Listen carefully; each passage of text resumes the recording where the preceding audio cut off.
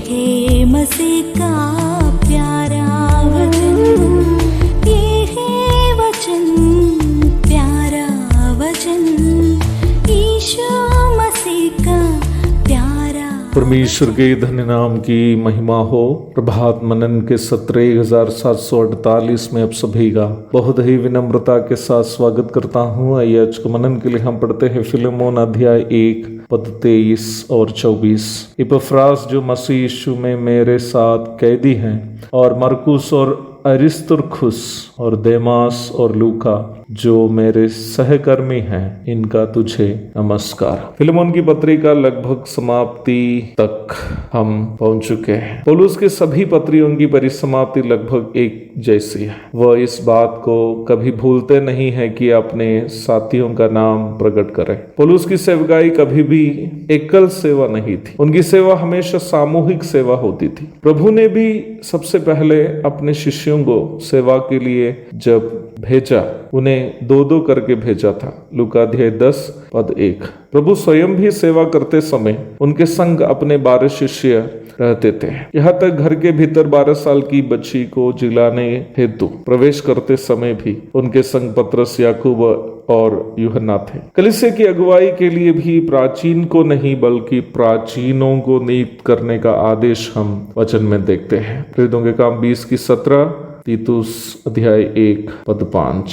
मैं इन बातों को संक्षेप में इसलिए सूचित कर रहा था कि आप ये समझे कि अकेले सेवा करने की शैली हम वचन में एक शिक्षा के रूप में नहीं देखते हैं। सेवा के लिए नौजवान भाइयों का अनुमोदन करते समय कलीसिया के प्राचीन लोग इस बात पर ध्यान देना उचित होगा कि निम्न भाई शादीशुदा हो और अपनी पत्नी के साथ विश्वास योग्य रहते हैं, ताकि वे दोनों मिलकर सेवा कर सके। पौलुस के जीवन का इतिहास का ध्यानपूर्वक अध्ययन करने वाला कोई भी व्यक्ति को इस निष्कर्ष पर पहुंचना पड़ेगा कि वह शादीशुदा था, परंतु इसकी संभावना है कि उनकी पत्नी मर गई थी या उनको छोड़ दी थी। कैसे भी हो, सेवा क्षेत्र में उनके संग पत्नी नहीं थी। ये एक वजह होना चाहिए कि पतरस आदि अन्य प्रेरित गण अपनी अपनी पत्नियों के संग सेवा जब कर रहे थे, पौलुस अपने साथ अन्य भाइयों को लेकर सेवा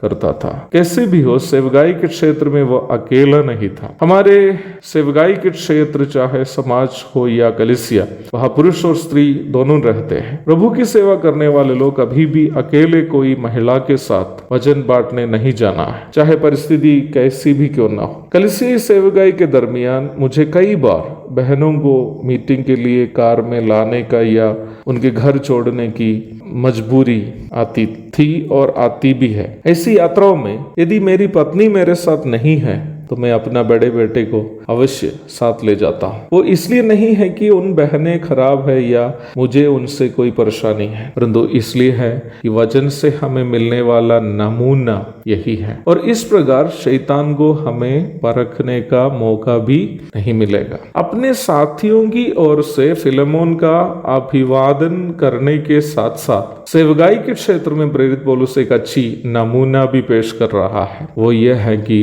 प्रभु की सेवा टीम वर्क होती है, वो कभी भी एकल सेवा नहीं होती है। प्रभु की सेवा एक टीम वर्क है, और क्योंकि प्रभु ने वही नमूना दिखाया और प्रभु के प्रेरित लोग भी यही नमूना हमारे सामने दिखा रहे हैं। पौलुस वही नमूना हमारे सामने दिखाया और पौलुस वही नमूना फिलेमोन के सामने भी दिखा रहा है। सेवगाई के क्षेत्र में रहते समय हमें ये बात अवश्य मालूम होना चाहिए, सेवा करने की तरीका वचन हमारे सामने कैसे प्रस्तुत करता है, ताकि जैसे कि मैंने पहले कहा, हमें परखने का मौका शैतान को नहीं मिले। एक और शुभ दिन की धन्य कामनाओं के साथ आज का मनन मैं यहाँ समाप्त करता हूँ। प्रभु आप सबको आशीष दे। आमीन।